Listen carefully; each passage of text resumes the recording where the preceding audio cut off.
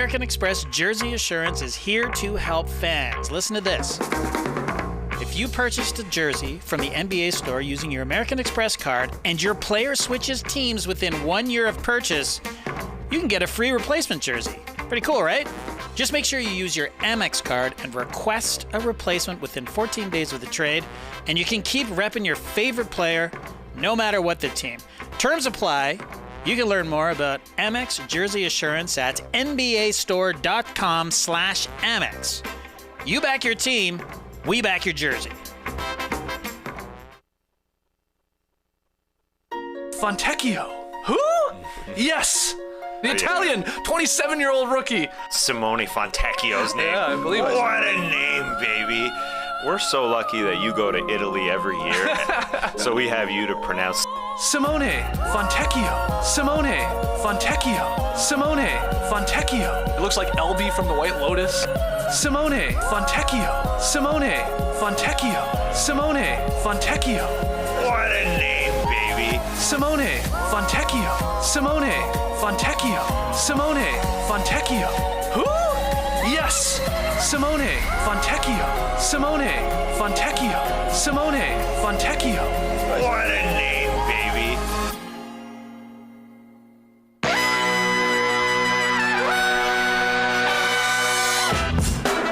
Good morning, sweet world, and welcome to the No Dunks podcast on the Athletic Network. It's Friday, December 9th, 2022. This is The Drop.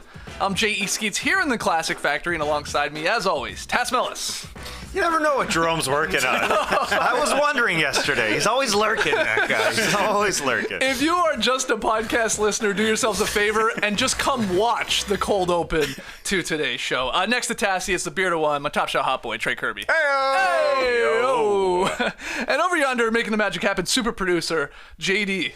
Hello. There he is. Here we are. Man, we really had some cool moves when we did that weird jacket dance. We had a lot of time to get our moves out. There's a lot of weird finger, I don't know, flourishes, I guess the best way to put them. The bags were deep. Yeah. I mean, when you're dancing to an NBA inside theme song for 8 minutes, you got to get creative. So you can try anything you want to. Wow, what a cold open there from Jerome. Shout out to the stream team joining us live right now on YouTube. We love to see it. Hit the like button if you're joining us live. Comment away and make sure you subscribe. Get your No Dunks merch over at nodunks.com and send in your questions and comments all the time to nodunks@theathletic.com, or you can hit us up on Twitter at nodunks_inc. That's INC on the end. All right, on today's drop, Tash, you got the worst of the week. Absolutely. Nominees. I saw there was a last minute addition to the nominee, so I'm excited about that. Yeah, it came out of nowhere as well. Okay. We're going to play a little NBA buy or sell when it comes to some of the middle of the pack teams and maybe even some of the favorites when it comes to the awards. So that's a new segment here, NBA buy or sell for us. We got rapid fire fun. We got tweet of the night. And oh my God, it says here in my notes, the Pickle Report is back. Yeah, baby. Wow. It's back. Oh my goodness. It was so good the first time. People were talking about it for sure. So They were definitely talking about it.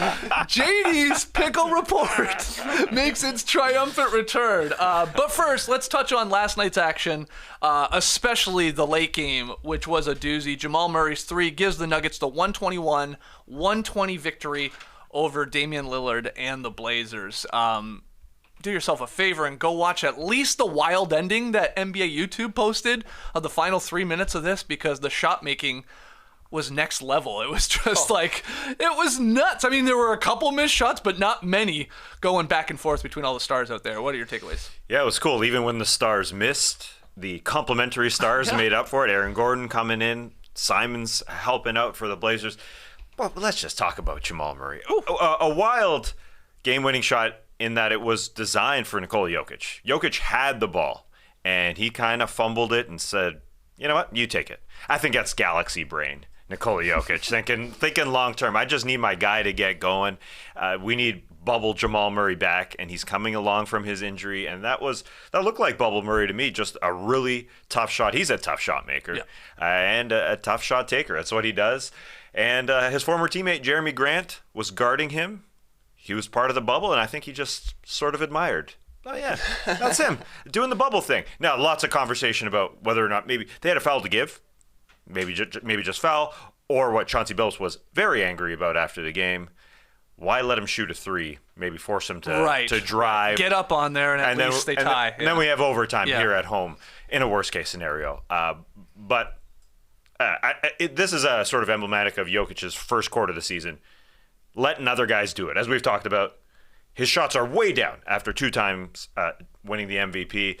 This is going to be a weird one where he could win the number 1 seed in the West and not win MVP. It sure feels that way. Like there's a very good chance that could happen because Jamal Murray is going to be better in December and January, and who knows about Michael Porter. So there's lots of things going well for the Nuggets, although heartbreaker for the Blazers. They were up 11 early in the fourth quarter. Yeah, that's a good point. Yeah. But, man, then Dame was hitting those classic Dame time shots, 30-foot bombs and literally pointing at the wrist, thinking on that last one that it was over. But Jamal Murray had other thoughts. I think a part of Jokic giving him the ball, too, was Murray had just hit that crazy baseline fadeaway with like 40 seconds ago. That maybe shot was even more difficult than the one he hit. That was the game winner. But, TK, I saw you tweeting about this, stayed up late to take it in, and enjoying the shot making. Oh, I love to see some great shot making out there. And there was Jamal Murray, 14 points in the fourth quarter. Like you said, he hit the tough baseline shot, obviously hit the game winner. But he was also instrumental in the comeback at the beginning of the fourth quarter. It was Murray and the bench out there. They were down by 10 pretty early. Blazers were cooking. Crowd was loud. That could have easily been a loss for the Nuggets. They've really struggled to beat 500 teams, teams that are 500 and above so far. Yeah. Their bench has not been great, I don't think, so far this season. So not only do you get the benefit of Murray having a really nice game, incredible poise by both him and Jokic to realize, like, even when Jokic kind of like fumbles the ball a little bit there, they got enough time that they don't need to hurry. They got a good shot. So a little bit of extra confidence for Murray as he returns from injury. Some more confidence for Michael Malone in his bench. Christian Braun, I thought, had an awesome game. Like, just great activity. He's one of the more athletic guys on the Nuggets, so that certainly helps. And, yeah, great win for Denver. Great win for me in the pick 'em payout. 1 point to play It does with. matter. Oh, that 1 point, so nice. Oh, wild. We'll get to the pick 'em results later. I couldn't believe it. That was awesome. Of course, because we addressed it here on the show. And it mattered. It does matter in the end. Man, the Blazers, too, though, they could have won this game a couple instances, right? Not only giving up the big lead, but that fast break where they had the 2-on-1. Where Josh Hart, he just dropped the ball and slipped and then fell out of bounds and it was going the other way. I mean, that would have put them up 3, so maybe, shot still made and it still goes to overtime and who knows. But, man, that could have been one of the daggers there. But that was unfortunate. And then he had one underneath inside, a little bit prior to that. And Jokic had an awesome defensive play. Yeah. Of course, Nurkic had an awesome defensive play on Jokic. That's what I loved about this. Awesome shot making, huge buckets made. But the defensive effort was there from both teams. Like, a lot of plays where they made the difference in terms of blocking or steals or getting back, whatever. Or the ones even that got hit in their face. It's not like it was lack of effort. I mean, they were challenging these. Yeah, I know Billups was angry about that three-point shot at the end. I think he was just sort of mad at his bench and the lack of execution in that fourth quarter. Could have been mad at even Jeremy Grant, who's been a potential all-star here. But taking some of those shots that he took with the Pistons, I thought, last year in the fourth quarter, where it was just a little iso ball, and they just kind of they lost the lead. I think they missed Nasir Little's minutes out there, but besides Drew Eubanks hitting a 3-pointer, and looking athletic out there, the bench was struggling in the non-Dame minutes. Mm-hmm. That's where they lost the game. Really, Gary Payton II, I think, is expected to come back pretty soon, so that'll obviously give them a little help to their bench unit, and just the idea of having Gary Payton out there in a close game like that to put on a Jamal Murray, let's say, maybe makes it a little more difficult. I know he doesn't have the height of a Jeremy Grant, but obviously the speed to stay up on him and maybe force him inside. Sure. So they're going to be looking forward to that. What a game. I mean, you said it the other day, Trey. I forget what game it was. Oh, maybe it was the Bucks-Lakers game, which was really, really entertaining. We're like, that could have been game of the season so far. There's been a couple other instances. Celtics-Cavs, maybe one of their overtimes. That's a good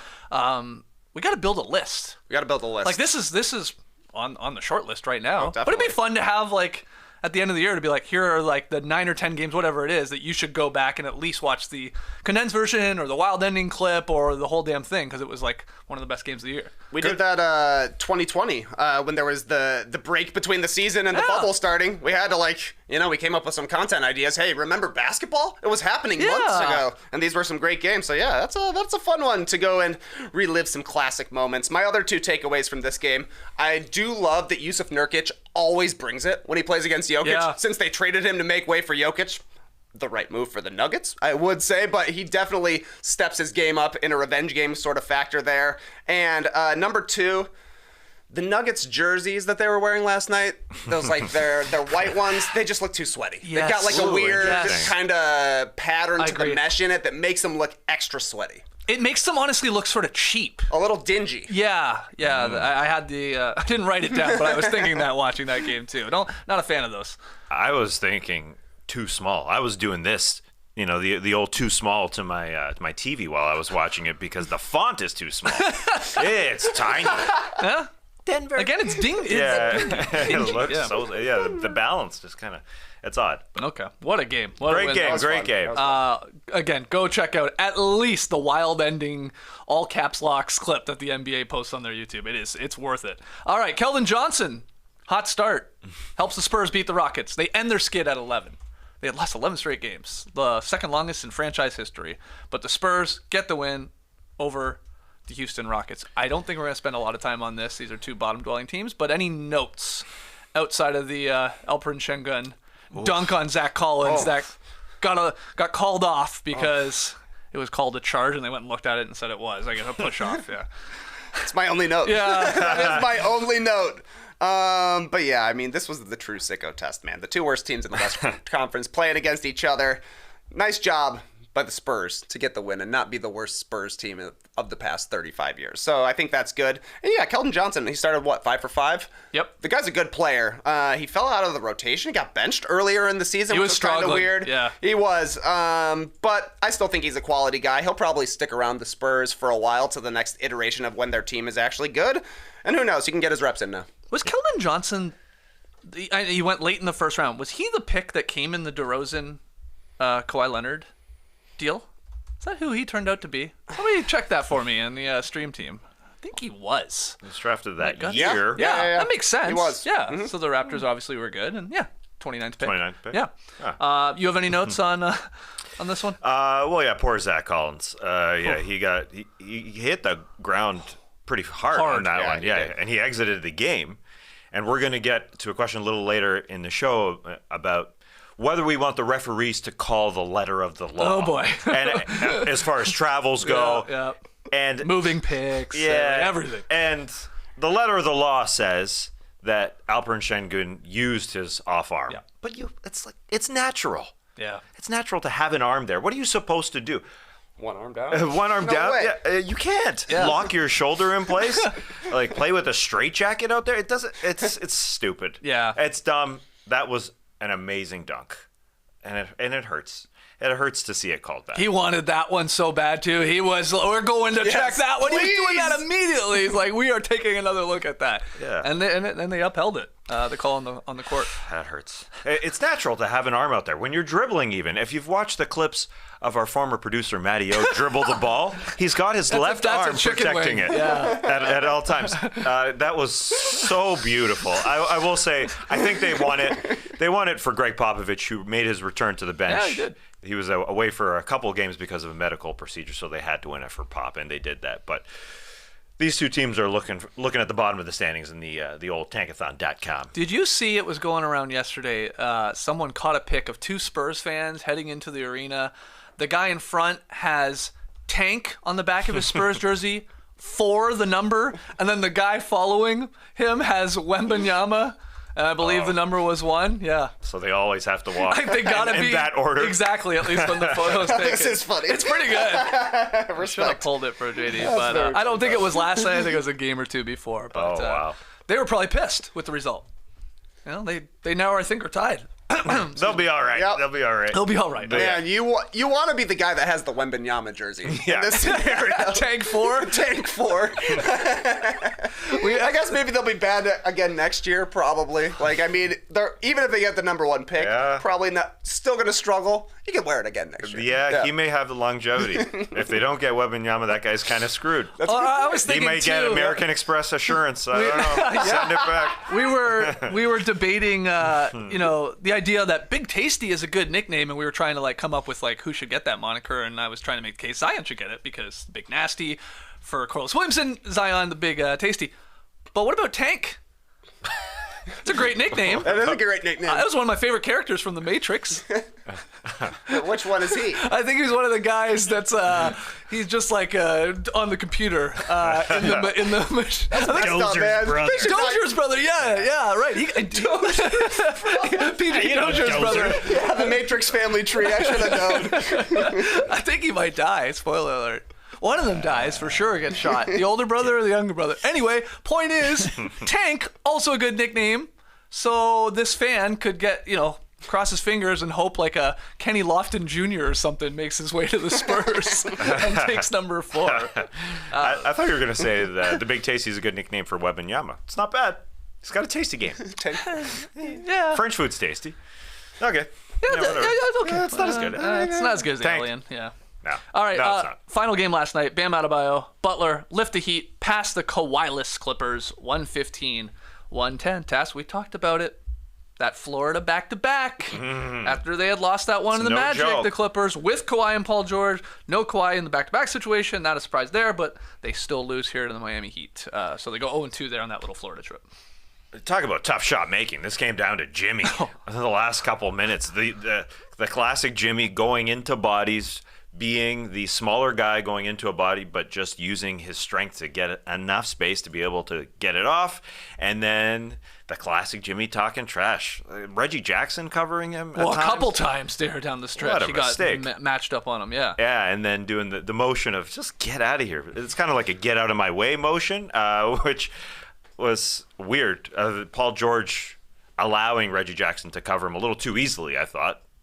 PG, you want his length on him, but this also so good. I don't think the gap between the two teams was bigger than 6 for a long time. It was really close. 25 lead changes, 11 ties in a game that was close, basically all the way until Jimmy sort of took over. And Jim scored the final 8. So that's what it was. That's what it came down to. Yeah. Gym time. One of the wildest rumors in NBA history is that Jimmy Butler could be the illegitimate son of Michael Jordan. It's not true, but it's a hilarious rumor to me. And I guess the dates don't even match up of the possibility of MJ having a child in 88. And What's Jimmy your was born in algorithm, 89. bro? But anyway, I do love watching these games from Jimmy Butler where he goes full MJ down the stretch. That's what he turns into here. He did it, earlier in the week? Maybe 2 or 3 games prior where he did the exact same thing. It was like, all right, it's Jimmy time against the Celtics where they won that one. Yeah. So I guess my point is, I believe this rumor. So, he just take over this game, and Bam was awesome too. Really, really good. Who's putting together a good little run here in terms of trying to get the Heat back to 500 and back in the mix. Any thoughts on this one? Not too many thoughts. No. I mean, Jimmy scored the last 8 points, like you're saying he did it against the Celtics. Was there maybe a Kings game as well that he scored the last, 5 or 6? Yeah. There's something along those lines, but he has saved them more than a few times already this season. They're still not even 500 when he's in the lineup right now, but as long as he's playing, they got a chance because when it comes down to it, he's at least willing to take the final shots. He's going to get a shot up for the most part, and Bam has been playing really, really well. Yep. It's just kind of the rest of the mix around him isn't always going to be reliable, but they hit enough threes last night that they were able to hang close enough to the Clippers, who were kind of on fire from three. Yeah, you do see the importance of just having Tyler Hero, a shot maker, and a guy especially can hit threes. He hit a couple late in that fourth quarter. That it's like they're a different team. And no Lowry, he's not playing in this one. Who he'll go 1 for 6 from 3, but then he'll have those games where he'll go 4 or 7 and give you some 3-point shooting, and they desperately need it. But yeah, I thought Hero was big, and then Jimmy just took over. Again, I'm with you. It's like, what do you do? Okay, after the first one where he just abused Reggie Jackson, just took him down on the block and scored over him, it's like, you might, Paul George, want to fight through a little bit harder to stick with him here. And also Jimmy got Kennard on him at one point, and that was like, that was more bully ball. I was like, I'll just go through you on this one. It was unfortunate because he didn't even have to fight, really. I mean, they were sort of just their 2 guys on one side of the floor. They could have easily just said, switch. It wasn't much of a battle to get there. So no, it was Jimmy time. All right, let's get to a new segment here on the Drop Podcast called Buying or Selling. Ooh. Stocks. Sort of. Up. Yeah. Stocks. Sometimes down. Then back up. Down recently. All right, buying or selling. Here's how this is going to work.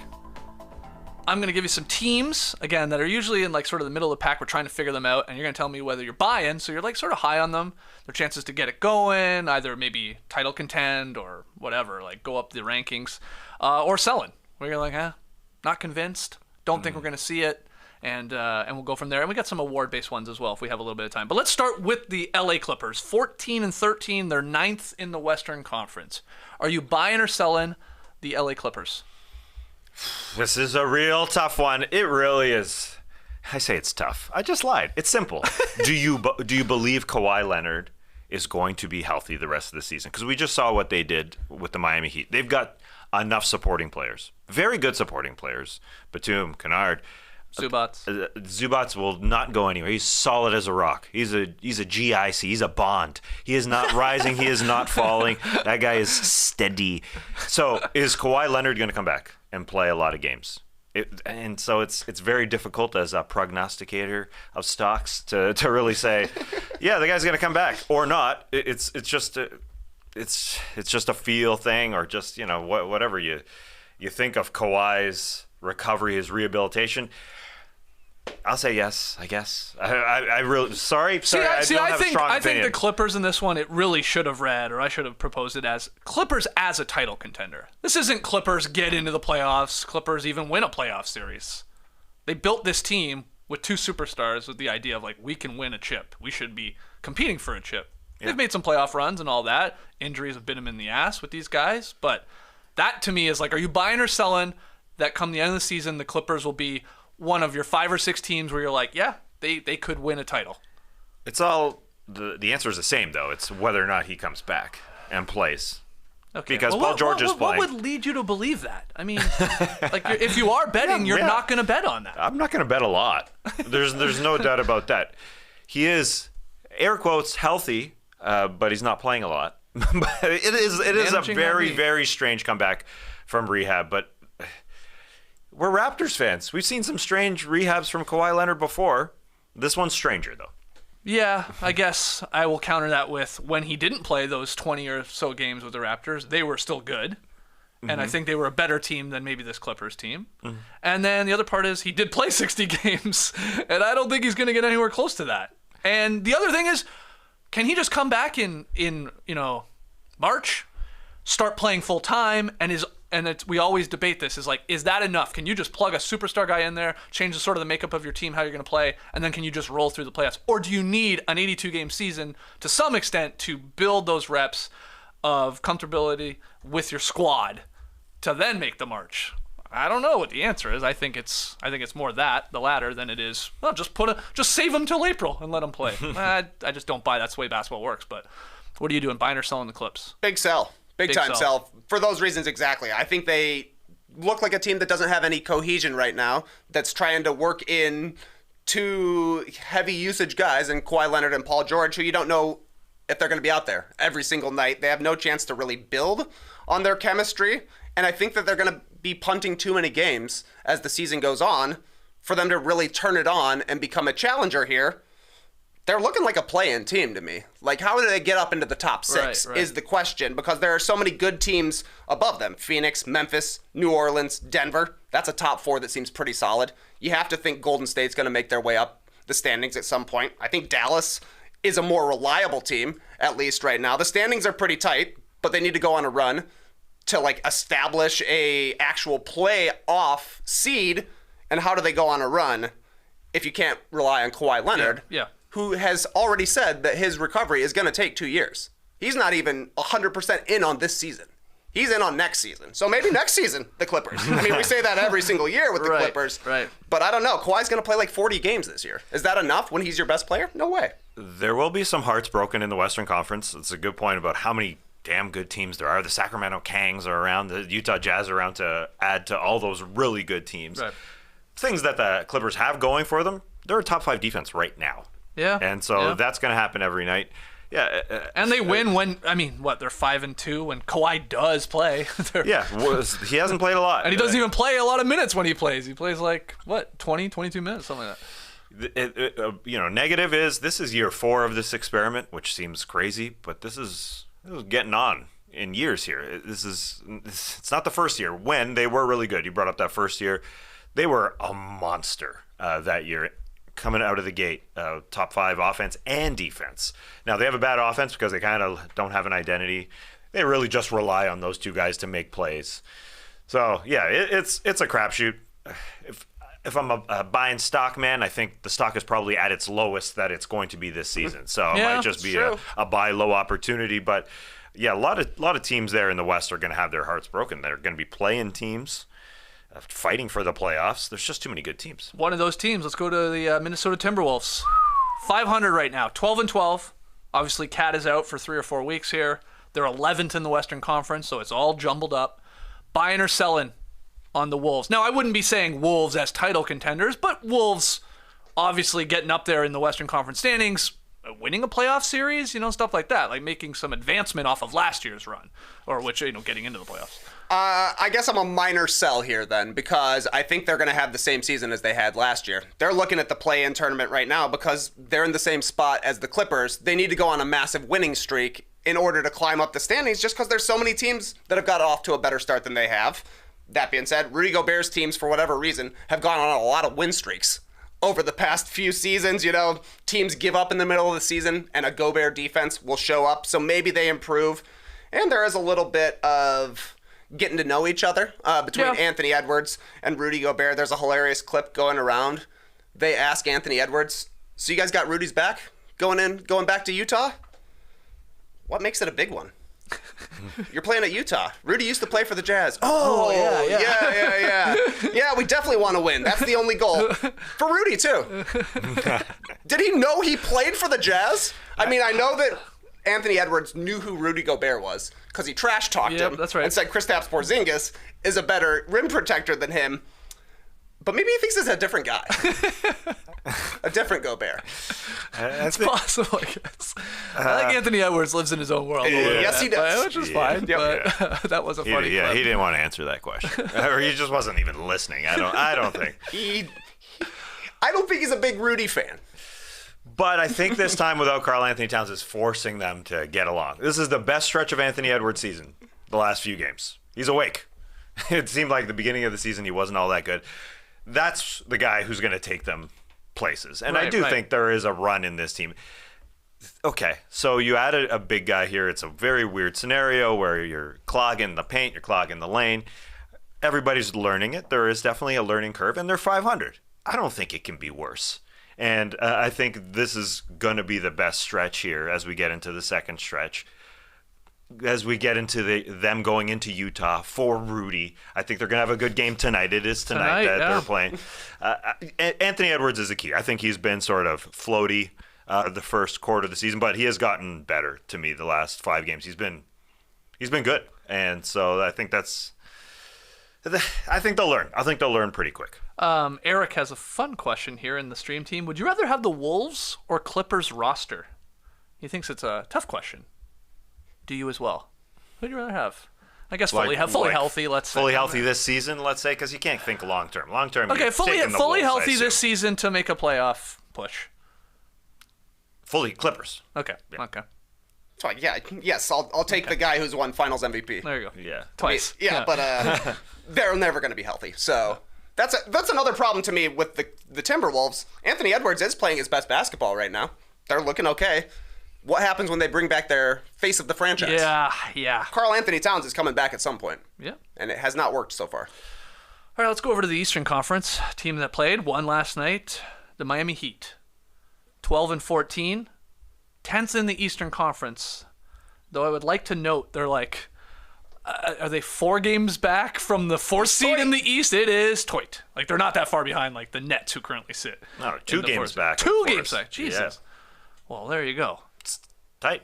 Do you believe in the Heat, or are you buying or selling the Miami Heat? I don't know. This is a weird season. Ever since Butler came in with the extensions on his hair, I just didn't know what to make of this season.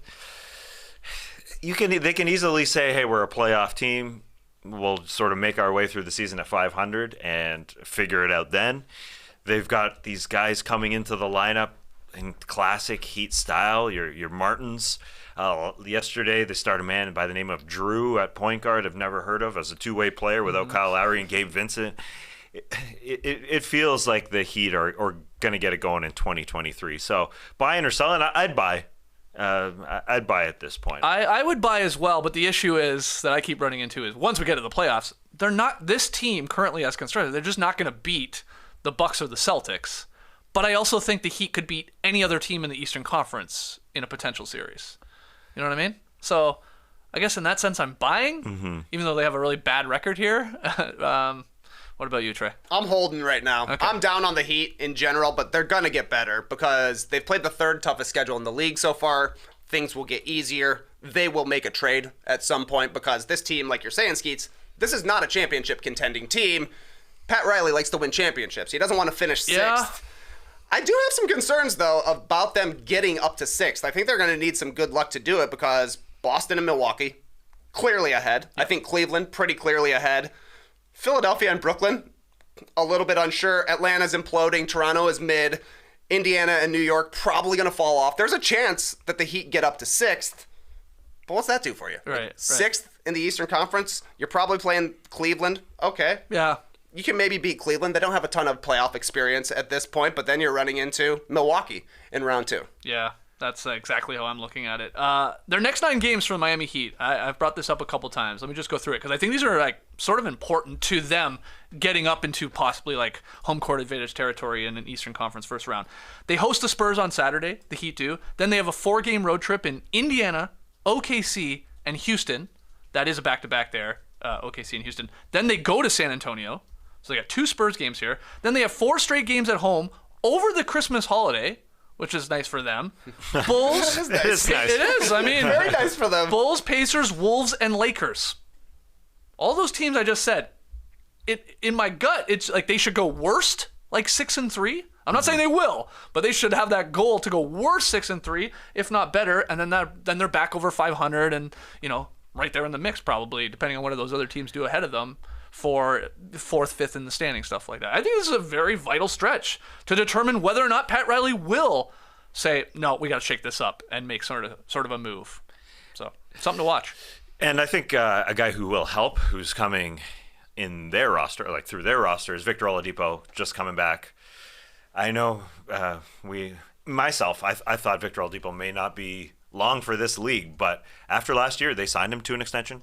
And they believe, and they signed him to a decent money. It's not a minimum contract, $9 per year for a couple of years. He's only played 2 games. They are lacking in offensive creation, just anything dynamic from their backcourt. And I kind of just watching him the first couple of games, I think he can really help. Their team is a top 10 defense. They just need somebody, and these guys to be healthy. Hero and Butler have missed a good chunk of time. And Lowry. And Lowry. He missed, I think it was his first game he missed yesterday. But last year, I guess I was looking at it. Lowry will be there in the end. It's tough for Riley. They built a top-heavy team here, with paying over $90 million for Lowry, Adebayo, and Butler. To tear this thing down now, I doubt it. I very much doubt it. I think they're going to at least give it one more try. I'll admit something. When Trey came in earlier in the week here into the Classic Factory saying, why aren't we dragging the Heat after a couple brutal losses? Like, look at them. What's going on? I hit up the trade machine, and I was like, they need some shooting, and they need to, if possible, if you're moving, let's say a Bam, hypothetically, you would need to keep a great center. So I'm like, why not Bam and Duncan Robinson for the Miles Turner Buddy Hield, and then the Pacers would have to send back draft capital in that. They got a bunch of first-round picks. Some of them are protected coming by way of the Celtics and the Cavs and stuff like that, but they have it to make that work. So I'm thinking, move Bam, get Miles Turner in there, and then add scoring in Buddy Hield, because Duncan Robinson doesn't matter. You could also do this with Caleb Martin if you want, if the Pacers didn't want Duncan Robinson. But the problem is, I'm doing this, I'm thinking this, and then you see Bam play, and you're like, that's stupid. They would never trade him. Bam's not the problem. Yeah, I know. I'm just trying to get them, shake them up a little bit, especially just get some more scoring, shooting. But they're not doing it, and I disgustingly closed my laptop after it said trade successful. You should, after that green box popped up and the numbers work. Gross. You should have done that after Trey called the Raptors mid. They are. Which they are. Yeah, they are. But they're going to be a mid plus soon. Okay, They good. are middle. Okay. Well, this team is flirting in the middle too, but our final team here in this segment, Brooklyn Nets, 14-12, fourth in the East. Yes, Brooklyn Nets are fourth in the East. That sort of caught me by surprise after this weird season. Buying or selling on Brooklyn, and I think you almost like the Clippers. It's more of a legit contender. The Nets with KD. Well, in that case, sell. Okay, My answer was hold. I think they're going to stay in the top 6, which I think is a successful season kind of for Brooklyn. It is? I mean, compared to last year, Yeah. that's what we're comparing it Low to. bar, but yeah, okay. They're not a contender. I don't think. They are 12-7 since Jacques Vaughn took over. 14th in offense, 13th in defense. Middle of the road. Right. Very little trade chatter right now. This is the least drama we've had around the Brooklyn Nets. These 2 weeks, these 2 weeks in the past 4 seasons. KD's a hooper. They can hang on to the top 6. He's good enough to keep him in the top 6 is basically what it comes down to. Yeah. It's simple as that, and Kyrie on the floor does help a lot if he is playing. So, this has been the best stretch. Yeah, no drama.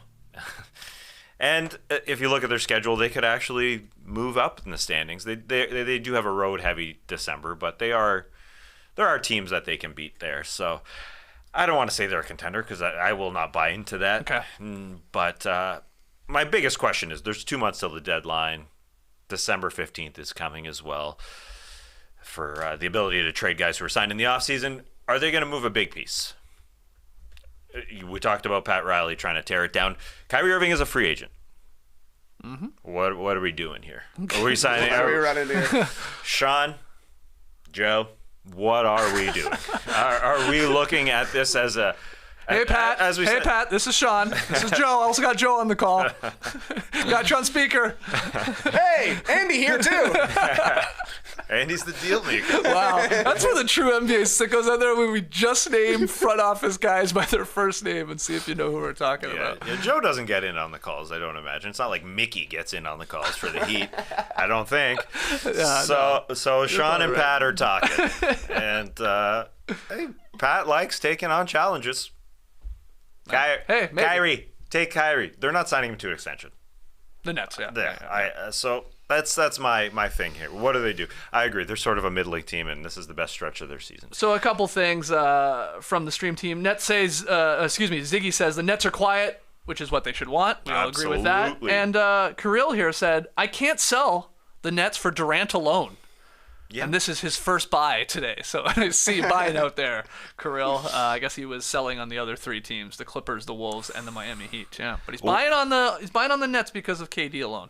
But what if Masai calls? Oh, man, Wheels and deals. Let this go. Wheels and deals with Pat. Pat's getting a little older. I know he's pretty sharp. He does 100 billion push-ups a day. But Masai can screw anybody. So Masai is now dealing with the Heat. Yeah. Raptors Heat trade. What am I talking about? No, I didn't mean Pat. Yeah, it's a 3-way deal. So you might as well close your computer if you've got the trade machine going like that. Just made one. All right. A couple of award-based ones. Why not? Sure. Buying or selling, Jayson Tatum is MVP. He's the favorite right now, plus 275. According to the odds, it's basically, this is very early, but it's a 3-man race, according to the odds. Tatum's excellent play on the team with the best record, by far. Luka's video game numbers. And then Giannis, just continually putting up 30 and 10s on a very good Bucks team. Just like that, consistent excellence. He's plus 300, him and Luka. So are you buying or selling Tatum as MVP, as the favorite. Big buy. Big buy? 30 points per game right now. He's a career high from the field, 48%. Career high from 3, 36.5. He rebounds. He passes. He plays defense. Like, for perimeter guys, two-way players, you're not beating Jayson Tatum for the most part right now. He also misses less than 10 games a season, so the availability is going to be there. I think that Luka's numbers are insane. There's no doubt about it, and they're going to be insane at the end of the season. But I think that Tatum is going to have good enough numbers plus team success that he's going to go over the top, especially considering like 90% of the voters are from Boston. So good point. Okay. I was shocked. I didn't think Trey would say that. What are you saying? Buying or selling? Oh, you got to buy. I think the voters kind of the pendulum swings back to a team that's atop the standings as well. After what happened with Jokic last year, a 6th place team, I think that factors in a little bit, especially because they're so far ahead. Right. Of not only the Bucks, but everybody in the West. So they're going to have the best record, it feels like, amongst any team. Plus, what Tatum is doing, the best year of his career. Yeah, I got no problems with putting the money down, even if it's a favorite, plus 275. Go get paid. What's the worst gamble. record the Celtics could even have if they were to lose all their games? Like 47 win? Or no, that doesn't make sense. They would have 21. But like 21 and 61. He would not win MVP. I don't know. I didn't mean that. I meant more like as if the Celtics really like. So they go 500 the rest of the way. Yeah. Like they're still going to be 50-win team. Yeah, right. That's I guess my point. They're going to be like a 47-48 win team, and that's.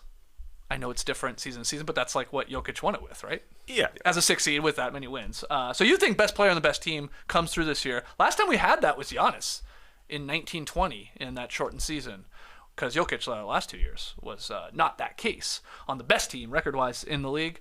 But I'm selling. I got to be honest, just because we've done this MVP thing for so long. It's a roller coaster, man. You have a couple weeks or you have a month or two where you are the top dog, and it looks like you've got the menu in your hand at the MVP table, and then it gets passed. Everyone's like, stop hogging the menu, man. It's my turn. So just because of that. Now that's not to say it goes like this, and we come back to Tatum because they have 67 wins and he's a 30-point per game scorer, and everybody's like, yeah, that's fair. Give it to him. But I don't know. I'm just not gonna. I guess I'll hold on that. I don't want to go buying more of it. Because it just fluctuates so much. Sure. This thing. Seasons change. Every season it changes. But I will say, the last time a guy who won the MVP with a 6 seed, it was Russell Westbrook prior to Nikola Jokic winning it last year. The next season after Westbrook won it, it went to a 1 seed with James Harden. Okay. So,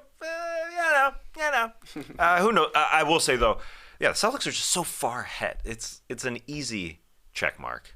For voters, they are. They look like they are going to be a 60-win team plus. So yeah, and the biggest, it's going to be like a pretty big gap. It feels like right now between them. I don't think the Bucks can. Well, they could keep it close. For sure. They could close the gap, but Giannis probably isn't going to win. Russell Westbrook as 6th man of the year. He's the favorite, plus 140. Are you buying or selling on that? No, you're selling. That's the Lakers bump. That's wrong. He's averaging tasks. What? 15, 8, and 5. Not enough. 20 games off the bench. That's good. Obviously, they've won some games here, enough. so he's made a difference maker there, and he's got a pretty high usage percentage when he comes off the bench, which makes sense, but not enough.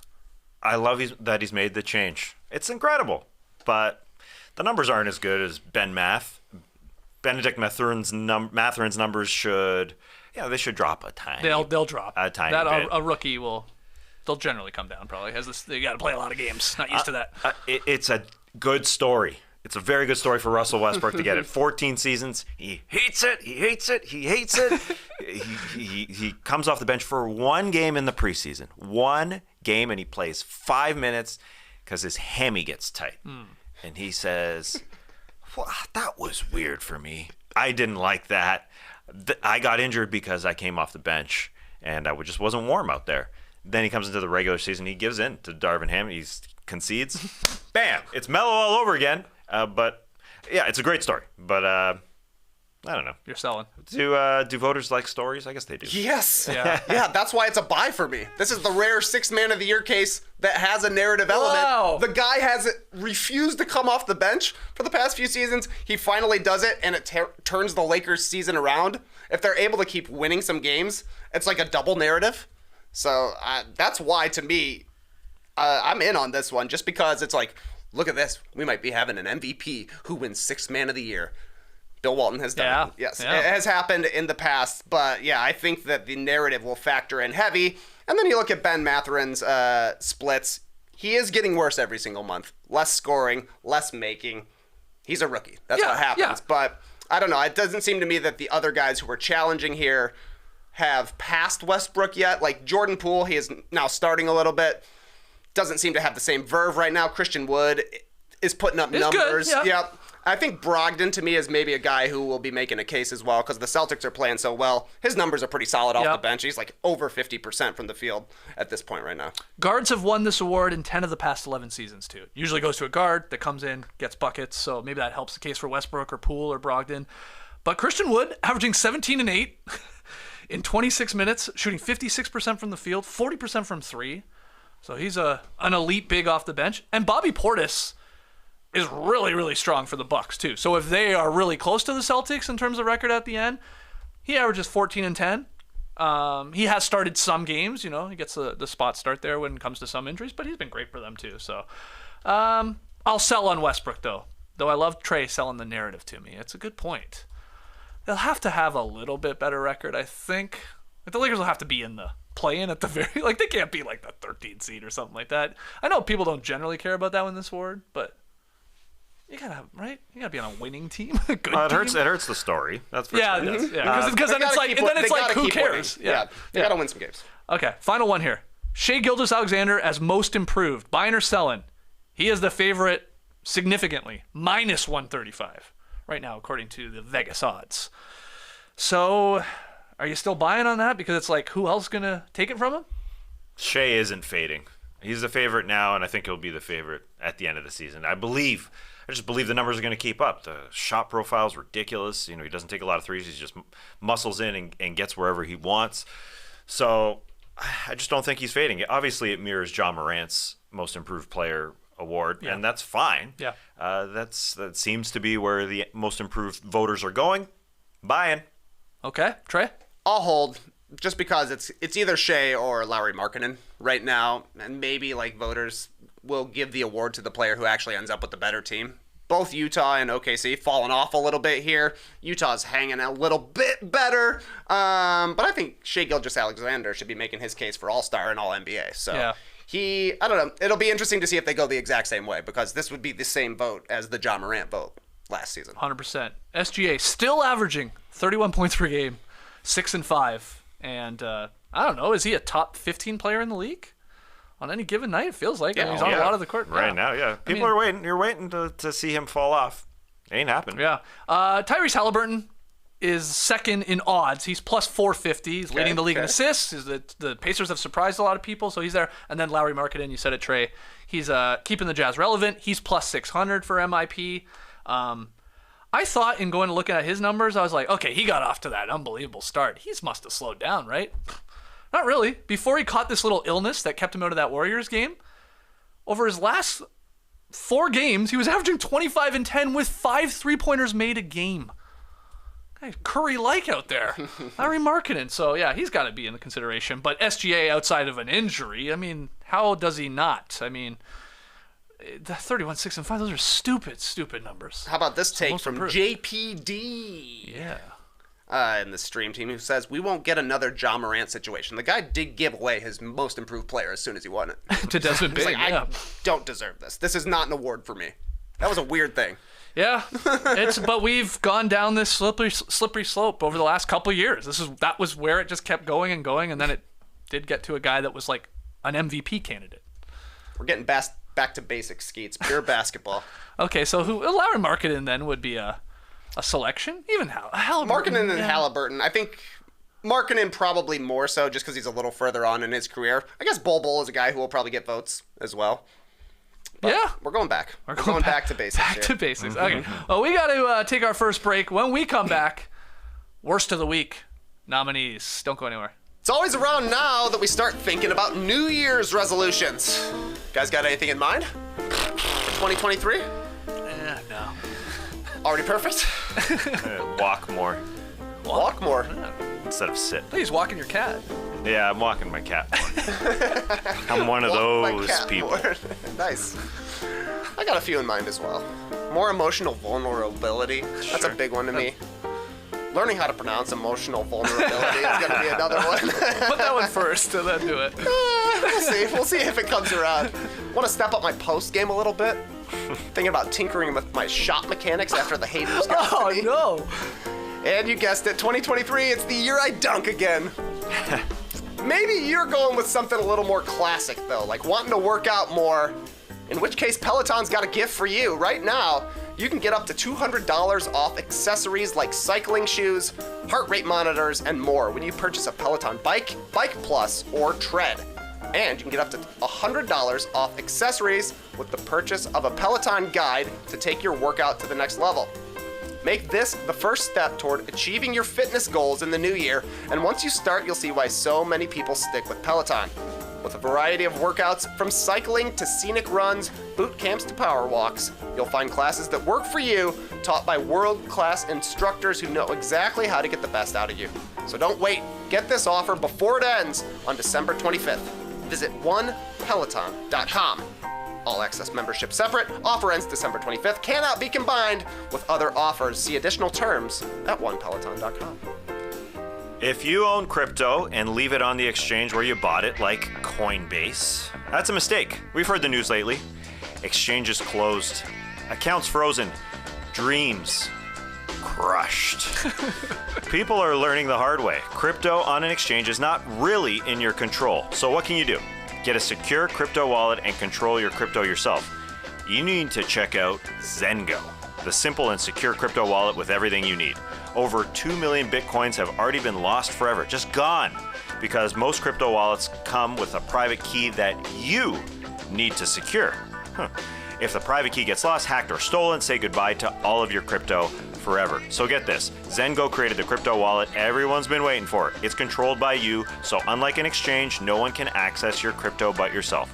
Zengo removed the private key vulnerability, instead using a type of cryptography called MPC that until now has only been available to billion-dollar institutions. Here's what that means. I didn't know what it means. 1, your Zengo wallet is fully recoverable. 2, your Zengo wallet is a hacker's nightmare. And 3, Zengo built live 24/7 support with real people directly into the app. From Bitcoin, ETH, and more, Zengo supports all your favorite cryptocurrencies and NFTs.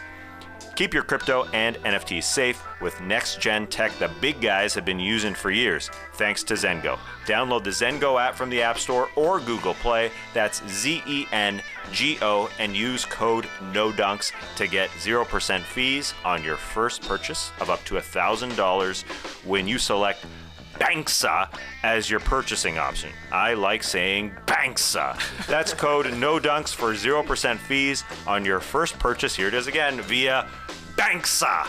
Terms and conditions apply. See site for details.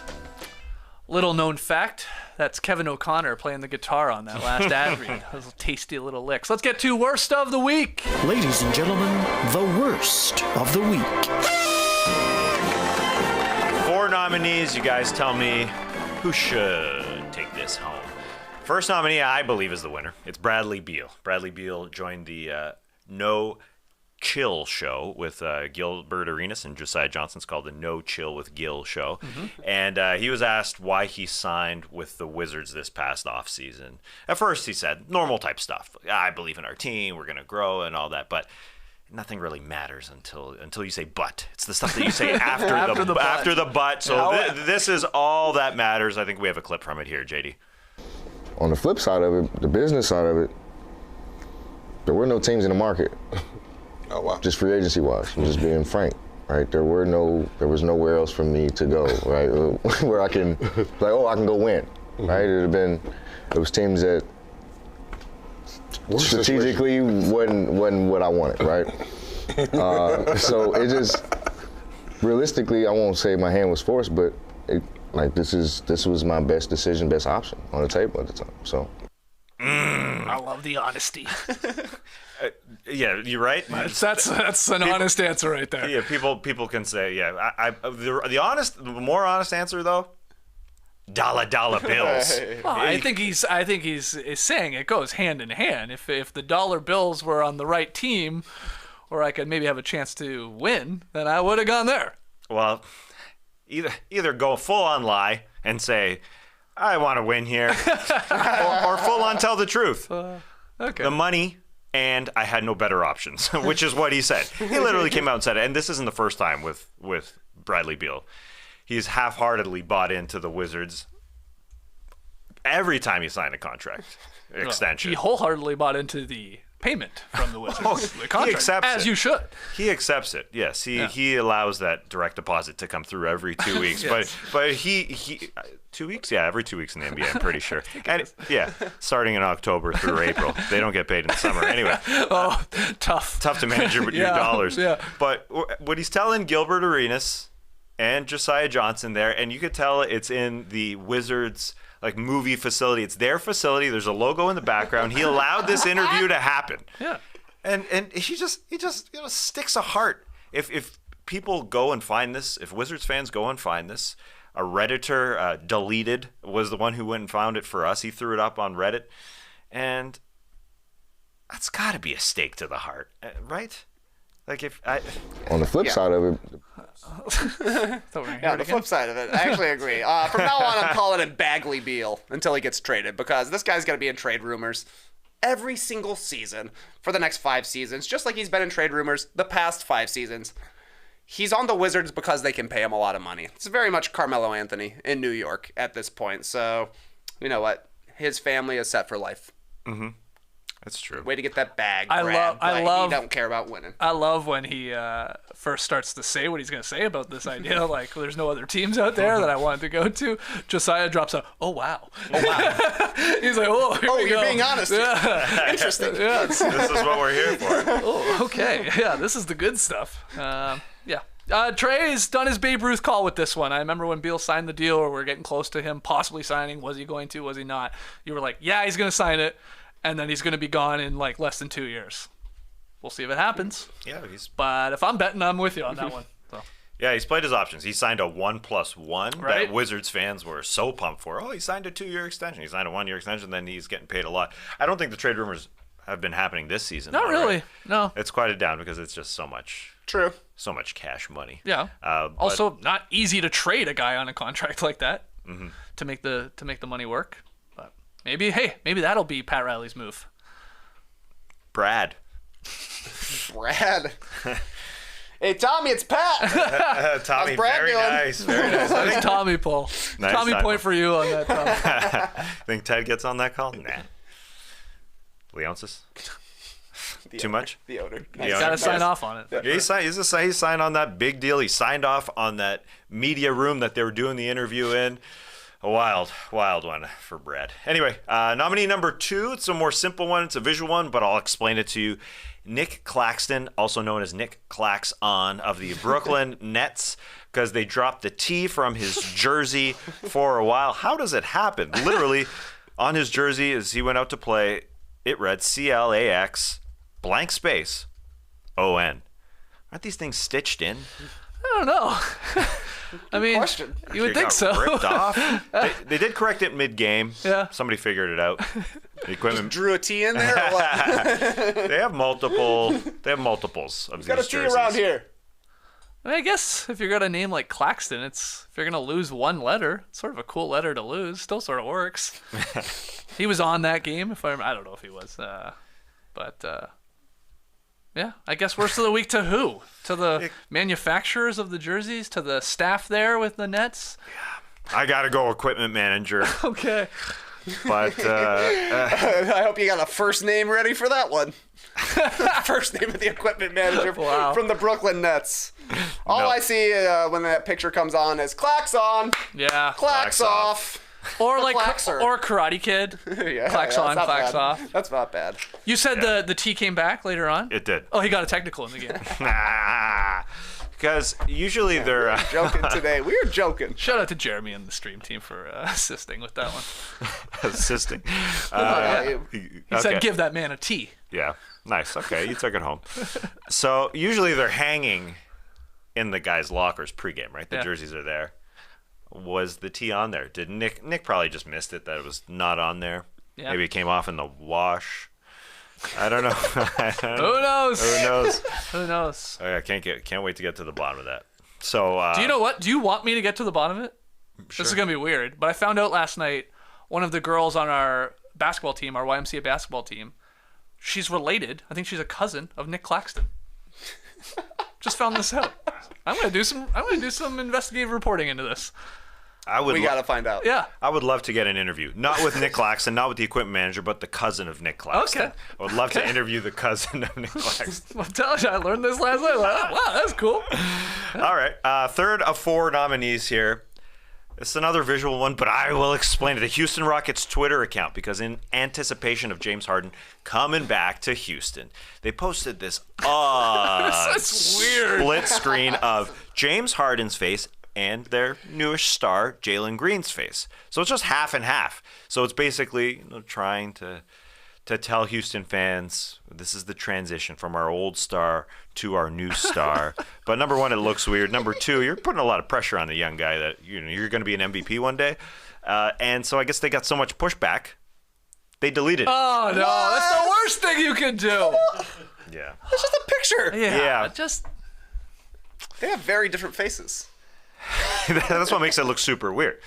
Yeah, I mean, Harden, most of his hair on the bottom part of his face. Jalen Green, most of his hair on the top part of his face. that's right. Like the yin and yang. Yeah. So they should have flipped Jalen Green's head upside down so his hair goes into that'll the look beard. weird, Of him. Yeah, that would look strange. And it looks weird because Jalen Green has 2 colors of hair. He's got a dye job on his hair, so it looks like. At first, I'd like, whoa, is that James Harden's hair and Jalen Green's hair on the same side? But no, it's just half and half, old halfsies. And the Rockets Twitter account gets the L here because don't delete it. What's the point? What's the point in deleting it? It's already up there. Yeah, it's wasn't hard to dumb find. Photoshop, but everybody loves the movie Face Off. Great movie, So true. right? That's very true, Yeah, actually. yeah, definitely. That's definitely what I was thinking as well. So, I take my face. I think the story is that was a ad-libbed line by Nick Cage. Wow. And they're like, we gotta keep it. Bars. Nick Cage, Nick Claxton, Cage Face Off on. Photoshop. Get on it. Why not? Why not? why not? Exactly. Nick Cage. All right, nominee number 4. Isaiah Jackson's foot. A Pacers player was flying out to Jordan McLaughlin, just flying out to him, and he booted him right in the grill. If you remember Bruce Bowen, He took this like a champ, I thought, though. yeah, Like, he didn't go down. it was a heel kick. Wow. He did not go down. Did not miss a play. Jordan McLaughlin was totally fine. Just a straight boot to the grill. As he flew by, it was a contest, and a foul was called. Yeah. Common foul, no flagrant. Get a yellow card? World Cup fever is running rampant around here. Man, that's great to see, though. That's really like a throwback to Bruce Bowen, Ira Newble. Mm-hmm. Just miss the days of guys getting kicked in the face. Yeah. So it's nice to see every once in a while, but sorry to Jordan McLaughlin. Newble did the classic one to Dunleavy. Yeah, Is that Dunleavy. one? Yeah. Like the showstopper, Shawn Michaels exactly. kick to the face. That one's amazing. Has it been that long that we've had a kick to the face? There's been No, one. there's been probably a been couple, some, but pretty rare. Yeah, very rare. And a nice cool, catch. very cool. Really I also nice. don't remember like a back heel like that. Yeah. That's super rare. And that guy can get up. Isaiah Jackson can get up. He's got crazy hops. And Jordan McLaughlin, a shorter guard. Yeah. And so a perfect combination there for a good heel kick. Yeah. Who, dealt with it entirely fine. McLaughlin just kept playing. No probs. Yeah. Okay, so 4 the worst of the nominees. week Yeah, that's nominees: a tough Bradley one. Beal for being a little too honest.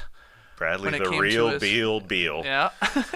I guess the person in charge of sewing in the Brooklyn Nets locker room. Yeah. Equipment manager. Okay, not as juicy if you say it that Well, way. I'm just saying. Yeah. The Houston Rockets Twitter account for a weird Photoshop and then doubling down and taking it down, deleting the tweet. And we hate that.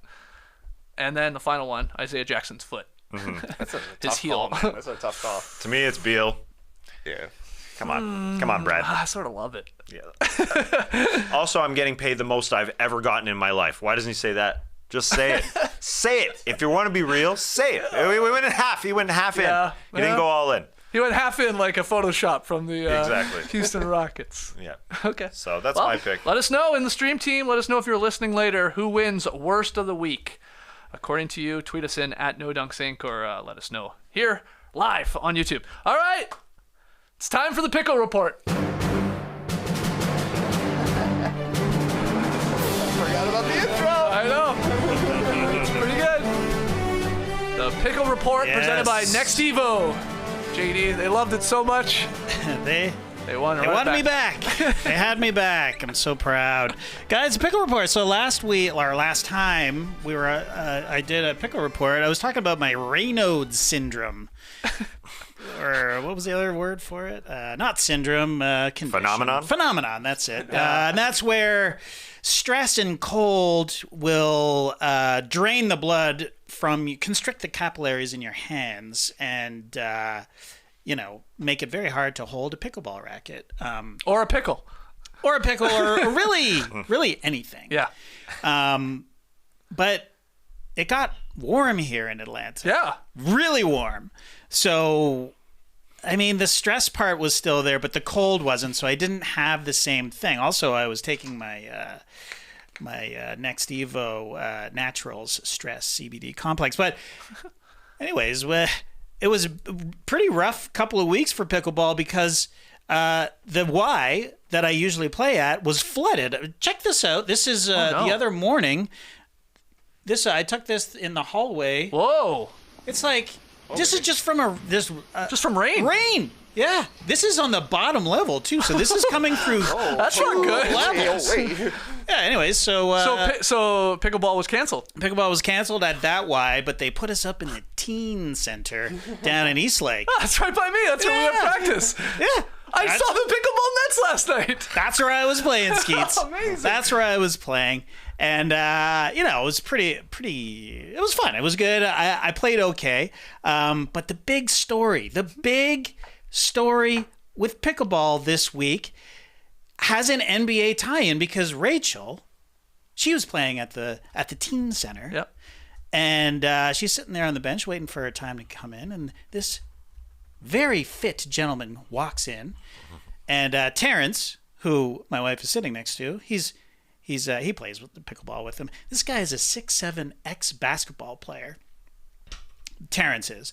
A lot of basketball guys getting into pickleball because I played with a guy named Derek. He was like, "Yeah, I play basketball, rec league basketball, but I love pickleball." Like he had just started. Still got the competitive juices. Exactly. He's got tall. They got the good reach. Yeah, and you're not getting hand-eye coordination. Yeah, and you're not getting slapped. Yeah, that's basically what it is. Sure. It's like you less slaps. A lot more difficult to injure yourself playing pickleball. Yes. Anyway, this guy Terrence keeps calling this guy Sterling. Oh, Sterling's here. He comes every once in a while. He lives here in Atlanta. Yeah. And Rachel's like, okay. So Rachel and her partner Dennis went up against this Sterling. Turned out to be Jonathan Sterling, NBA ref. Excuse me? Yes. Current NBA ref. Current NBA ref. I'm on the case. Well, I got a picture of him. Let's see him. It's closed. Right here. This guy. This guy. He lives here in Atlanta. Also married to another NBA ref, Lauren. Holtkamp. Yeah, something like that. Holtkamp. Yeah. They just had a baby, but anyways, They got a baby ref. The baby's not a reffing yet. They give it a little whistle. Yet. Comes out. Oh, they had to, right? That's adorable. Somebody gave them a little referee onesie. Come on, it's cute as hell. You have to, right? They make the noise of a Fox 40, I'll tell you that. Anyways, go on. Yeah. Okay, so Dennis and Rachel against Jonathan Sterling and somebody else. I can't remember the name. Okay. Anyway. Not an NBA referee. Not a ref. But this guy is fit as hell, right? And Rachel, he played college basketball. I assume so. Well, he's a ref. Like the refs have to run a lot. Anyways, I'm always impressed by just how much physical activity they do. World Cup guys too. But anyways, Rachel really, in my original script I wrote, she and Dennis handed their asses to them, but she was like, no, don't say that. Just tone it down. We workshopped it, and I just have Dennis and Rachel prevailed over current NBA ref and his partner. Yeah, well, he's played with. she likes Sterling. She really likes him. It's like, this guy's sexy as hell.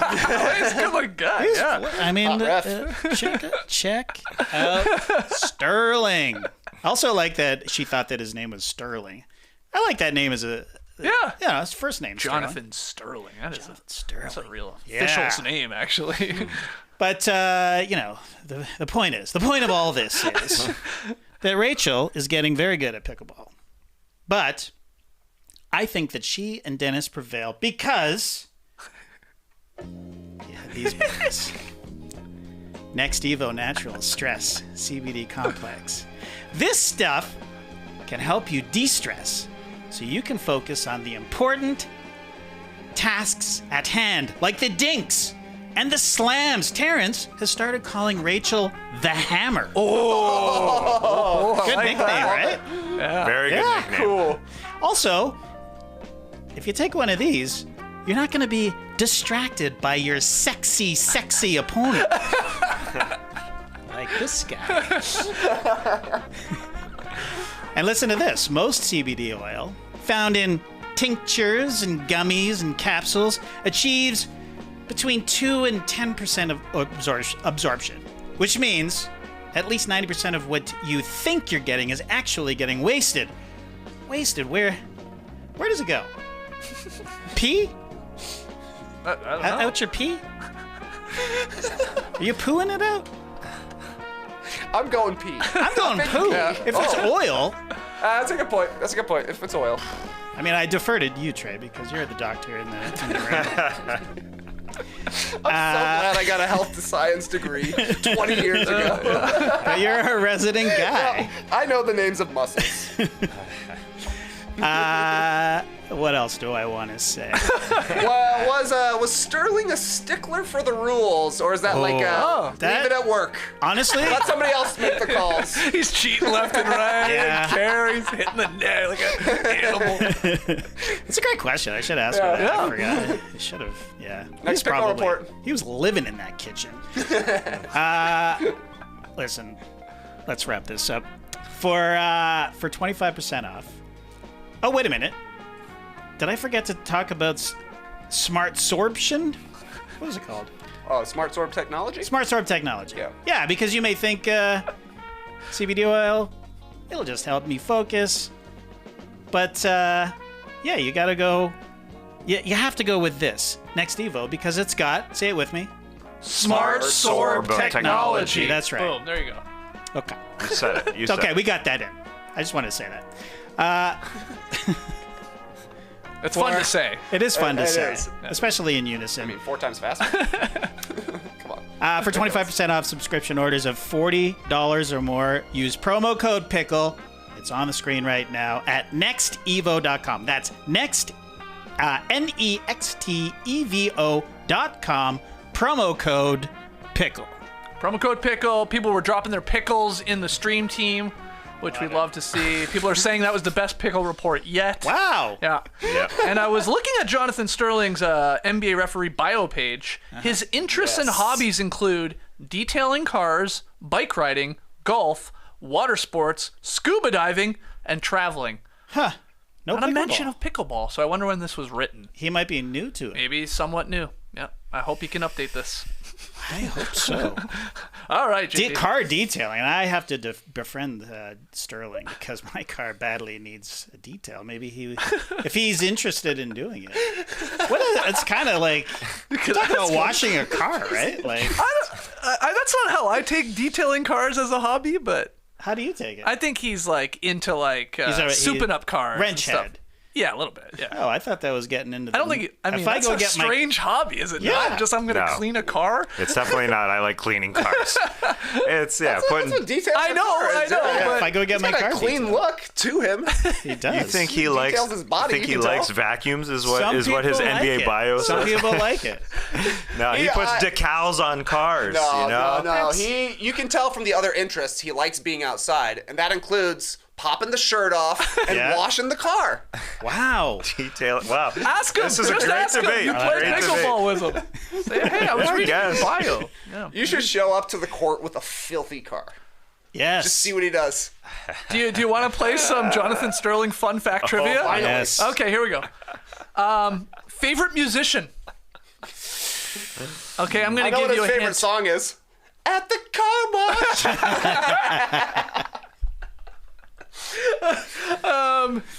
I guess don't overthink it. Super, super popular artists in the hip hop world. We'll just Drake. There you go, Drake. Okay. Country he would most like to visit. Canada. No, but he's it's been part of there. it's part of the Commonwealth. Australia. Australia. There you go. What's his bucket list item? And keep in mind what I told you his hobbies were. One of his hobbies, it's a bucket list item. It's like off of it, right? Scuba, the coral reefs, the No, Great you're Coral close. Reefs. Barrier Reef? No? You're close. Diving with. Sharks. There you go. And then I like this guy. 2 more. What's his favorite app on his phone? That's my favorite Wow, one. I said this to you guys the other day. I don't know if Oh, you're you paying did attention. say this. It's one of the most generic apps on your phone. I use it Alarm. anytime I'm going somewhere. Maps. The straight up Apple Maps or It Google doesn't Maps? specify. It doesn't specify if he's an Apple or a Google. And then final one here, or Waze, I guess. Final one, hidden talent. JD, you got to bring this up next time you see Sterling on the pickleball court. Okay. What is this? This is a fit guy, likes music. Maybe put the two together. Dancing. Breakdancing. Wow. Yeah. Whoa, Hidden talent. He apparently can breakdance. So there you go. Sterling. Jonathan. No other NBA podcast in the world is going to give you a Jonathan Sterling NBA referee breakdown like that. And that is why you come to No Dunks. Get to know the refs. Yeah. I love it. That's right. All right, we got to take one more break. When we come back, pick 'em results, tweet of the night, and rapid fire. Don't go anywhere. It's the most wonderful time of the bullshit.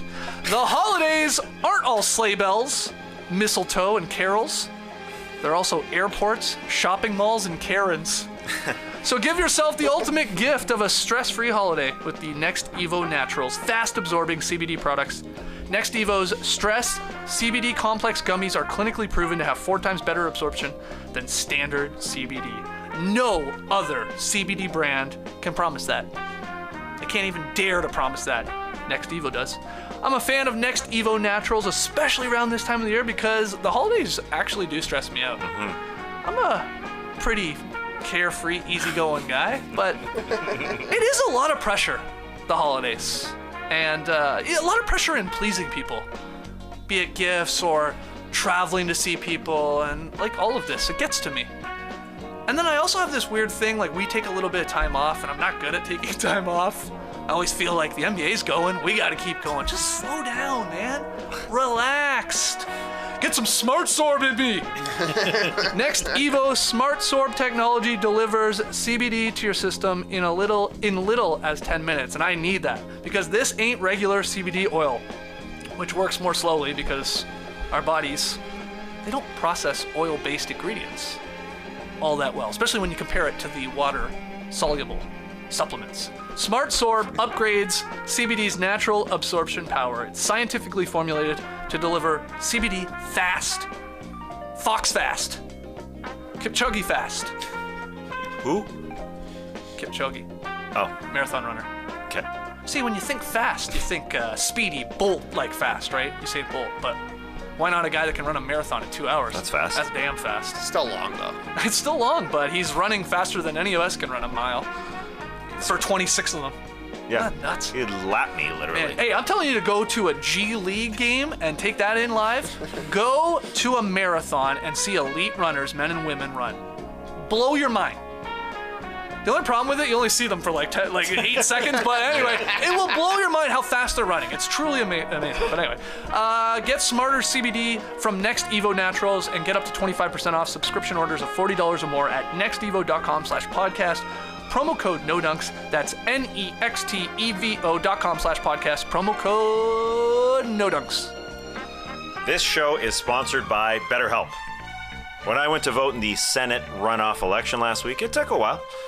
I got in line at about 7:40 a.m. and I spent about an hour in that library. But I had a wonderful shared experience. We were all in the same boat. We were all wondering if we'd make it to work on time. We were all moving around our meetings, doing whatever work we could do on our phones. I helped a guy who had his head buried deep in his phone keep his place in line. Because he was going to the back of the line, and I said, hey, come on over, bud. Come on over. Get your head out of your work there. He was very happy with me. Then we shared a little joke about using fake IDs. And he gave me a big pat on the shoulder when he left. Big pat. Hey, man, I wasn't expecting that. Scared him. It was an hour with a stranger, and it made me feel great. Gotta be honest. I imagine that's exactly how it feels when you use BetterHelp online therapy. Life doesn't come with a user manual, but talking to someone can help navigate life's challenges. Or the challenges of navigating Georgia's voting system. Not easy. Therapists are trained to help you figure out the cause of challenging emotions and learn productive coping skills, which makes therapy the closest thing to a guided tour of the complex engine called you. As the world's largest therapy service, BetterHelp has matched 3 million people with professionally licensed and vetted therapists online. 100% available online. Plus, it's affordable. Just fill out a brief questionnaire to match with a therapist. If things aren't clicking, you can easily switch to a new therapist anytime. It couldn't be simpler. No waiting rooms, no traffic, no endless searching for the right therapist. Learn more and save 10% off your first month at betterhelp.com/nodunks. That's BetterHelp. HELP.com/nodunks. Pick'em results from last night. We already said it. That 1 point did matter when it came to last night's game because Denver won the game, but they were favorites by 1.5 points, meaning they had to win by 2 or more, and they didn't. So Portland actually wins the bet. Trey had it right. You're 3-3, TK. In the month of December, Tass falls to 4-2. Falls, still good record. I'm 2-4, so I am in last place right now. What's tonight's game? Rudy Gobert's going back to Utah. Oh, yeah. 2.5 point dog, which I'm a little surprised by. The Utah Jazz are favored by 2.5 points at home to Minnesota. Trey's got the Jazz to win by 3 or more. Skeets and I got that 2 points to play with for the Minnesota Timberwolves. Well, yeah. Why are you feeling the Jazzies there, Trey? I'm usually the Jazz lover on this. Yeah, you're pod. usually the Jazz lover, but a home game, the booze will be flowing down. They're a good home team. I guess. Will they boo him? I don't know. Will they boo Rudy Gobert? Nah. I don't think so. I take it. He didn't force his way out or anything. They And what just is that? shipped He him hasn't out. really said anything negatively True. about the Jazz or their fan base. He just came out and said, All right, change my pick. JK. nah, they've got a really good home record. They're 9-4 at home. Whew.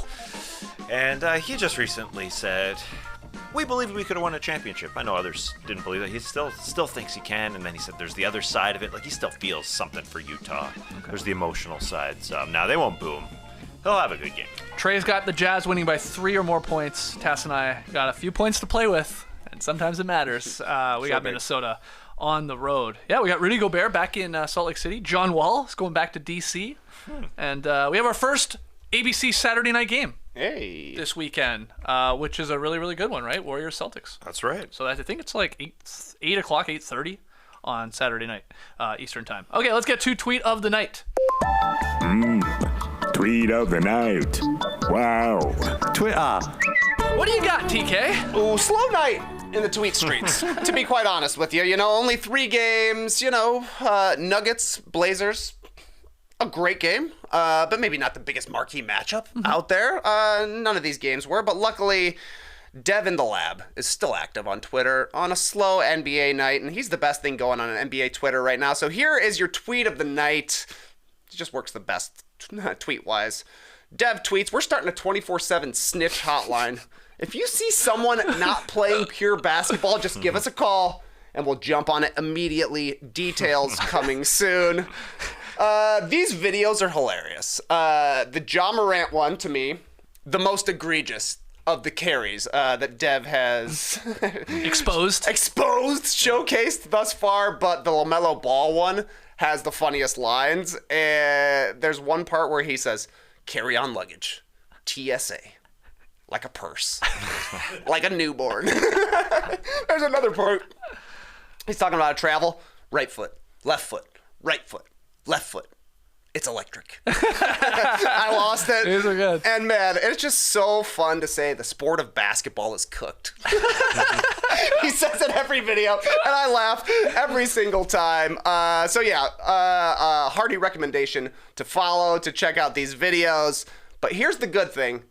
Second part of Tweet of the Night is a poll from Bo Estes, who says, do you want the NBA to call moving screens, travels, and carrying to the letter of the law? You want Jonathan Sterling blowing his whistle every time out there? The vote percentages I saw today, 55% say no. Okay. Wow. Let the boys walk. And that's the way it should be, because Ja Morant, he's carrying the ball basically every single time down the court, and he's also putting up an awesome highlight every single time down the court, so I'm fine with it. But apparently Dev isn't, because they only call it on Jordan Poole. So that's why he's doing this whole thing. I was going to say, that's how this started, right? Because Poole was getting called for all those travels, and then, then this started like, hey, if we're calling it on Poole, why aren't we calling it on every single Gotta show everybody, star? Yeah. And now it's spiraled out of control, and it's pretty fun to follow on Twitter. Yeah, he's showing the Luka ones. Yep. Yeah. They're egregious. That's what he does. That's for sure. But I'm surprised it's only 55% that people are in that camp. I thought it'd be like 90%. Let the boys walk. Let the boys carry. That's kind of low, don't you think? Yeah. I just want a consistent. Just give me a consistency. That's all I want. Yeah. The truth is, too, when you slow all of these plays down, all of them, they start to all look like travels by letter of the law. You see it real time. It's different. You know, I'm not trying to stick up for the Sterlings and the Laurens out there and the officials, but, you know, it's not easy. I've said it a million times before. If you get on the referee's case, go call a game yourself, okay? Like any sort of high school game or even lower level. I don't know why anyone does it. It's the worst job in the world, but you start to at least feel for them a little bit. Like, God, this is difficult. It feels like you can call everything if you want, and you got to pick or choose. But traveling's the worst. Why would anyone do it? I think it's kind of like us. Couldn't do it athletically, do the next best thing. People like being around the sport. It's the best seat in the game, isn't it? Refs should get to sit. One in each corner. No, you know, there are people wired to be a referee, though. Totally. Some people absolutely. They're like sticklers. You don't play a board game with them. Hate it. They love calling rules. My friend, you guys know him. Yeah. My homie Mike Nominee. Oh, yeah. He loved playing hockey. Became an NBA referee. He's a stickler for the rules. He just loves it. He just loves it. Do you remember he loves being on the ice? Do you remember our buddy Dub's friend Tony? Oh yeah. He loved it too. Basketball referee. Just loved being a basketball ref. He's a stickler. Good job. And he did it at like at somewhat high levels at some point there. At least like competitive rec leagues and stuff like that. But not for me. Maybe no thanks. They just like to be fit as well. Yeah, good way to get up and down the floor. Fitness. Yeah. Forced fitness. That's my MO. Anyway, very funny tweet there.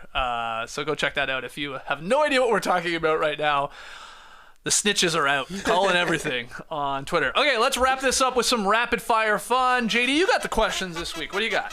Yeah, after Trae Young had a disagreement the morning of a game with his head coach, Nate McMillan, the Hawk star decided not to attend the arena. When didn't you show up for work, Skeets?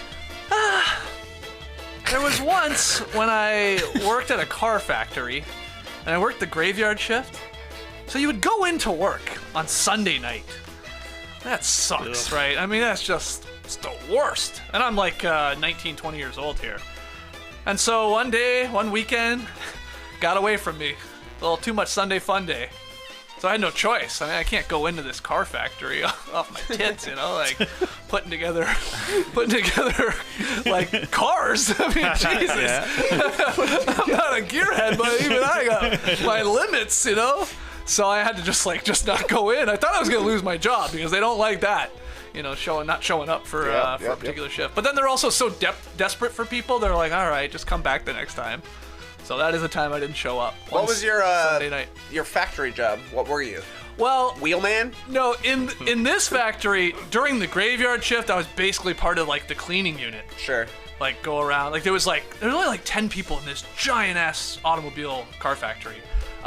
So it was weird. It was a weird job. But then I eventually got a normal like gig, I guess, and was like on the line building cars. But all you do is like tack weld. It's sort of fun, honestly, for a little bit. After a week, you're like, okay, I'm tired of this. But yeah, you Dude, put the thing in. Good. Welding's you gotta do the whole like clamp. If you've been watching Andor right now and you're like far in, it's that. That's what you did in a car factory. At least this one I was in. You'll know what I'm talking about if you watched Andor like later on. But team of guys. Team of guys. That's what we did. Exact same thing. It would come down. It was automated, right? And then you grab your 2 parts. Everybody put their 2 parts in, then we all have to swipe.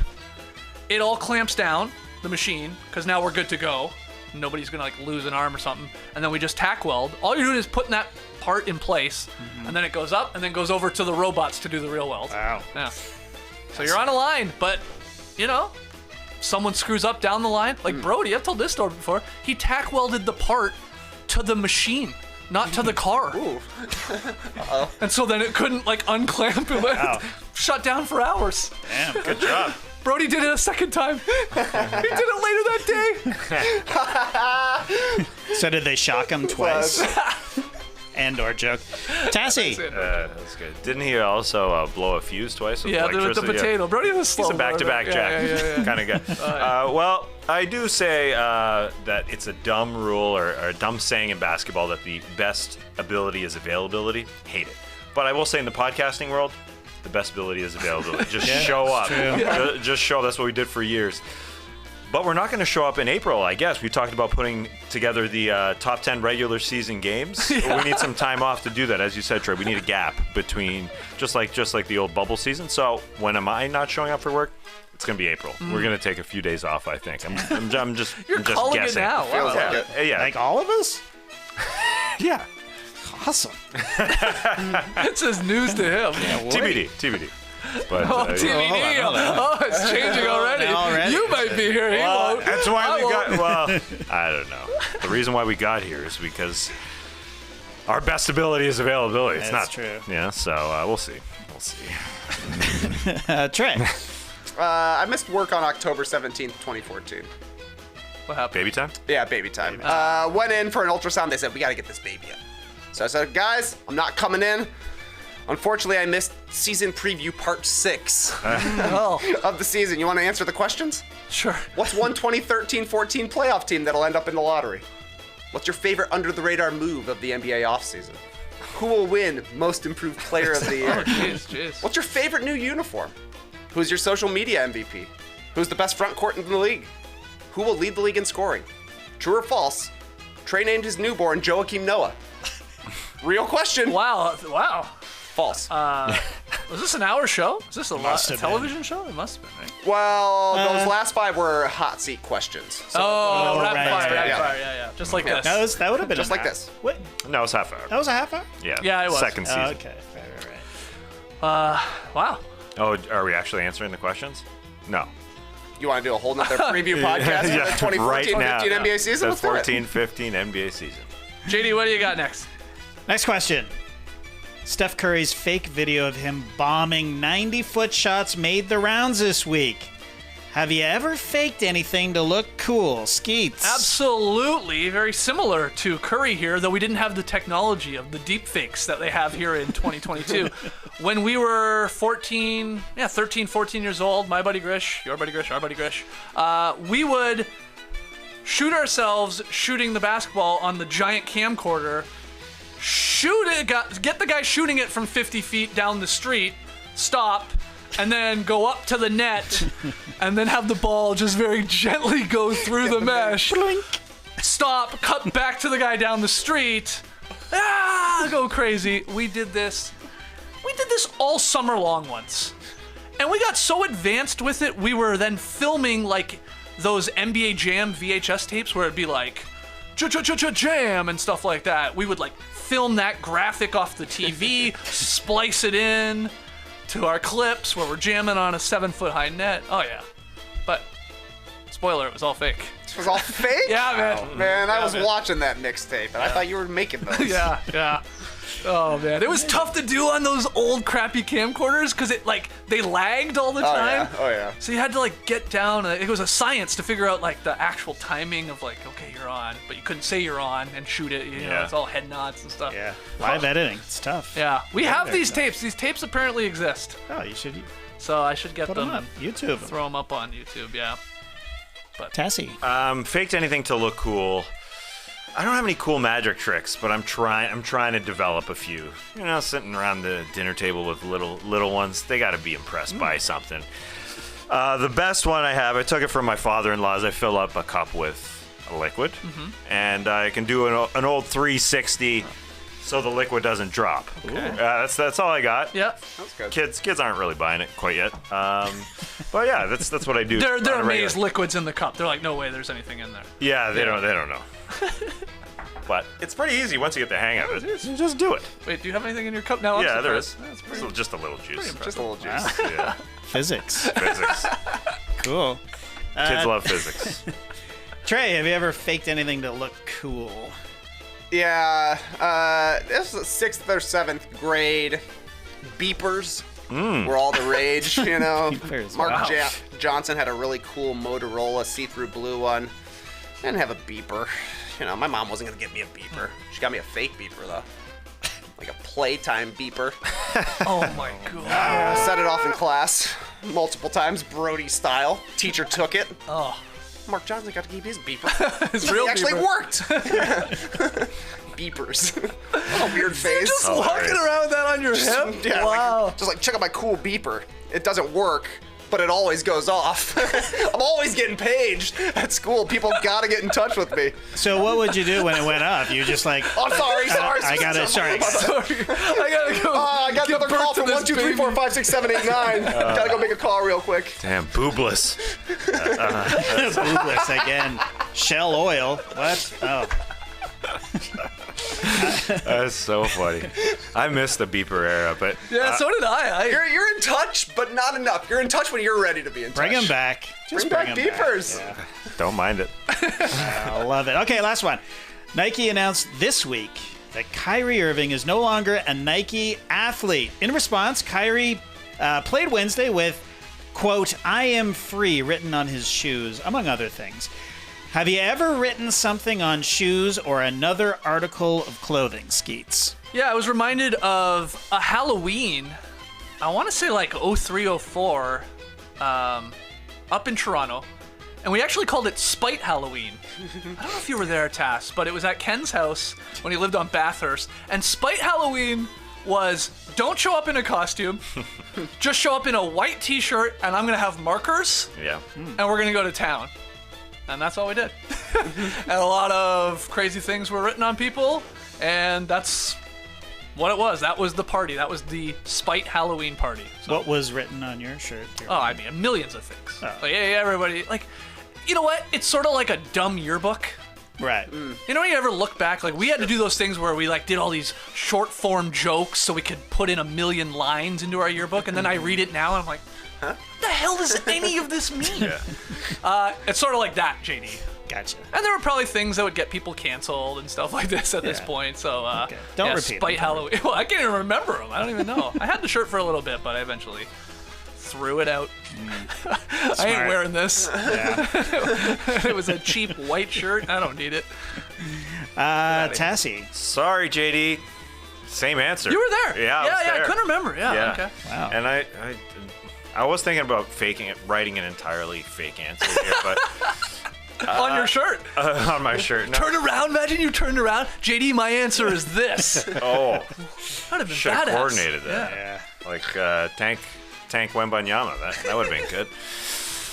I got nothing else. Tank. There's Tank. That's brother. That's Tank, right? Or is that That's Tank. That's Tank. That's When I Tank because the older guy was Oh, that's Dozier. Dozer's brother. Dozer's brother. Right. Dozer. Dozer. I keep saying Dozier. Oh, Like PJ. Yeah, that's what I'm doing. Yeah. yeah. That makes sense. Dozer. Always felt Yeah, I was sleepy. Trey, have you ever written something on shoes or another article of clothing? Yeah, I've written on shoes. That's true. I had a pair of orange Dunks in high school, orange and white, so a lot of white space on them. I drew all over them, like cool designs. Wrote my name, circles with like 100 circles around it, stars with 100 circles around it. Maybe like an arc With a bunch with of a whole circles. bunch of arcs around it. I only wore them for one game in high school, and we got smoked. I lost by 20. But I packed a guy's shot off the glass. Whoa. He said to me, "Scoreboard." I said, "You didn't do it. You didn't have anything to do with that." Matt Schoolfield, that guy was a chump. Hope he's not listening. Kirby's calling out everybody. Mark Johnson. Oh, man. Trey, what'd you say? What did you say? Matt Schoolfield. Matt Schoolfield. Come on, Schoolfield. You gotta get into my body if you want to score, buddy. It ain't that easy. Put him on my shoes after the game. Oh, man. R.I.P. Schoolfield. Wish he pulled out the yearbook and showed his face and pointed to Schoolfield. That's rapid fire. Never quite so rapid, is it? But that is another Drop podcast. Hopefully another classic. You tell us if you're a listener. Thank you. Leave your boys a 5-star rating and review wherever you download the No Dunks podcast. Thanks to everybody joining us here in the stream team. Make sure you subscribe. Make sure you hit that like button. We will be back on Monday with NBA weekend winners and losers. And I will remind you, if you're a Survivor fan, go check out yesterday's podcast on No Buffs. And coming later today, Is This Good? With JD Matteo and special guest, comedian Joe Mandy, talking about a few topics and debating whether or not they're good. I'm looking forward to that. That'll be a little weekend podcast for myself. A little treat yourself. Just a little treat for skeets. Oh, yeah. That's right. It's going to be a good one. Joe Mandy, I think, will... I can't imagine a lot of things are going to be good on this episode. You don't think so? That's what I'm saying. No. Huh, No. Interesting. Wow. Joe Mandy is the guy who, like, when you play craps, there's a don't come line, right? And that's where you're betting that they're not going to keep going on. It's like the haters bet, and he's like, I love this bet. This is how I play from now on. Did you say crops? Yes, he said craps so weird. Crops? Honestly, I was thinking of crappies, the fish. Crops. Crops? And then you said crops don't come night. Is that what it's called? What? Who? Is that what it's called? Yeah, I guess. But the crops really threw me off. The crops. All right. I'll see you at the crop table.